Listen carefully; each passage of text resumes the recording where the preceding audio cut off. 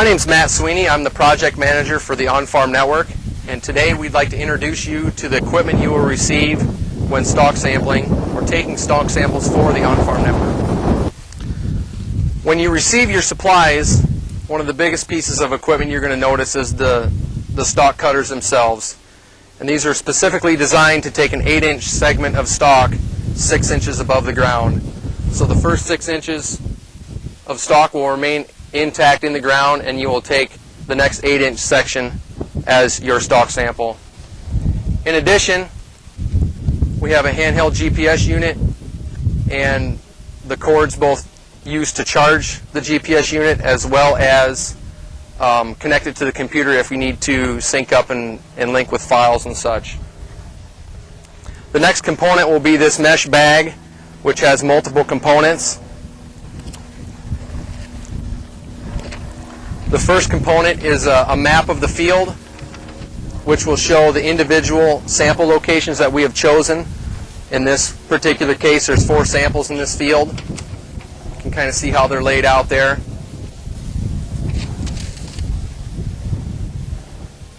The next thing that you're going to notice is the laminated card. And on this laminated card, this is used by the field sampler to note many things for us. The sampler name, the date that the field was sampled, the number of samples taken within this field, the GPS number used, which is noted either on the front or the back of the unit that you will receive. Also, just a few questions. Were the samples taken from the predetermined points on the GPS unit? So were you physically able to reach all 4 of those points? Sometimes one might be in a very weedy patch of the field that we wouldn't necessarily want to take samples from, or a gravelly area, or maybe there's downed corn from wind or insect damage. Was the field harvested before sampling? Just a simple yes or no. There are cases where if the field maybe has just been harvested within that day or the previous day, you would still be able to go in there and take samples if the field hasn't received any rain up to that point. Also, that could be if the field was not sampled, maybe it was harvested and there's stalk choppers on the combine where you wouldn't be able to take a sample. Or it's been known to happen that it was actually a soybean field, that we flew the wrong field or we got the wrong field boundary from a grower or provider. Also, any additional comments, any observations that you as a sampler would see out in the field, whether there is a lot of down corn, poor stalk quality, just anything that you feel would be of importance to this sample, you would include on this card. The final components of the stalk sampling supplies are the individual sample bags. So you can see we have, in this particular case, we've pre-labeled these bags for the samplers. We also have them labeled for the 4 individual points that were within the field. So one would use the GPS unit to navigate to each one of these points, and at that point they would take 10 stalks, and that would represent a sample and fill one particular bag.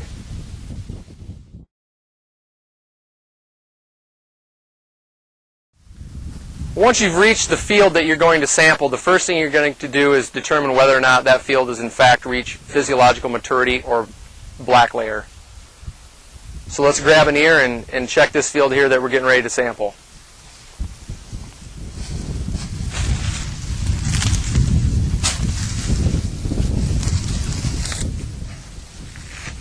What you're going to do is you're going to husk it, split it, and you're going to actually split a kernel to determine whether or not the black layer is evident. Go ahead.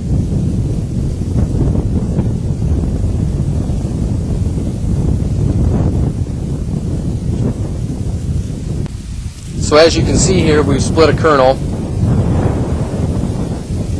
and you can see down here at the tip, this field is in fact reached physiological maturity or black layer.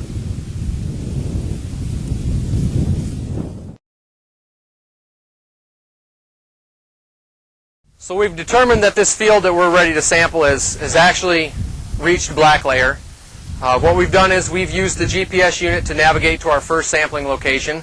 So we have our cutters with us, we have our sampling bags with us, and we're ready to take our first sample, location number 1 for this particular field.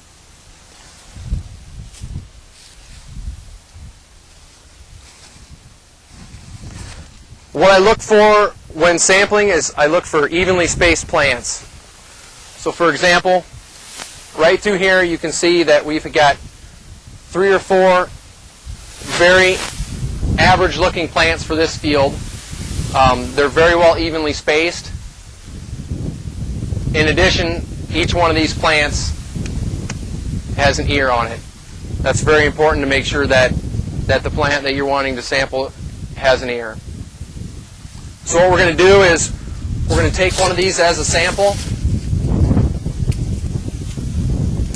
and we're going to make sure that we have all the leaf sheaths and everything cleaned up. So there's our first stalk of 10 for this particular sample, and I'll keep that with me. Another thing that I'll look for while sampling is, here's an example of a double.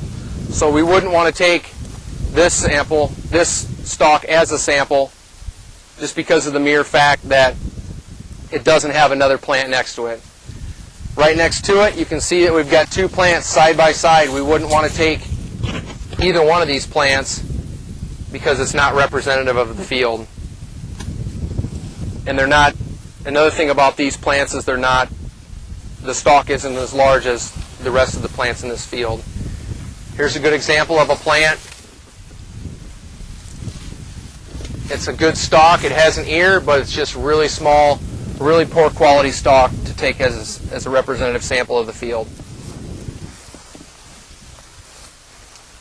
So those are some of the things to look for when taking your sample.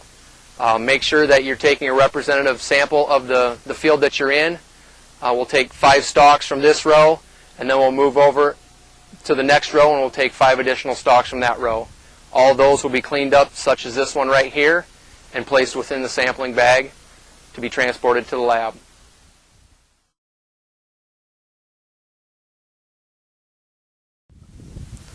So we're at a sample location in this field, and what I've done is I've collected 7 stalks so far. I'm going to cut the remaining 3 stalks for this particular sample location.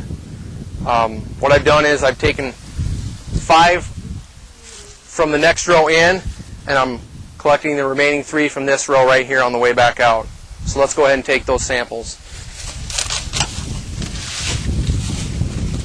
Another thing I want to make sure I note is that once you've cut the plant, just kind of hook it on an additional plant so that there's not a lot of volunteer corn issues the next year.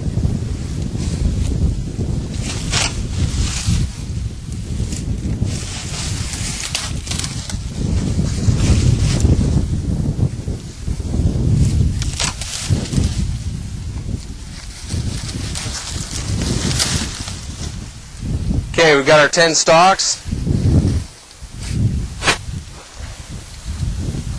Let's go ahead and clean those up.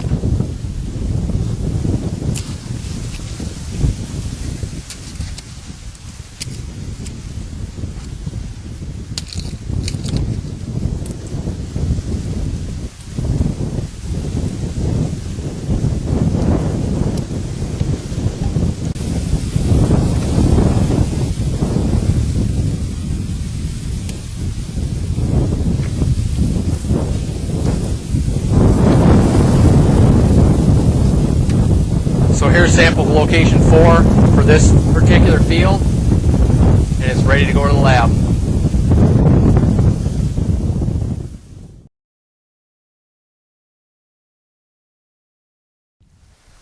We get a lot of questions here at the On-Farm Network about being able to sample if the field has been harvested. And for demonstration today, this field has been partially harvested, so we can in fact show you one particular reason why you would not be able to sample after the field's been harvested. This combine cuts very low to the ground, and as you can see, we only have about 2 inches worth of sample. Everything else has been shredded and destroyed.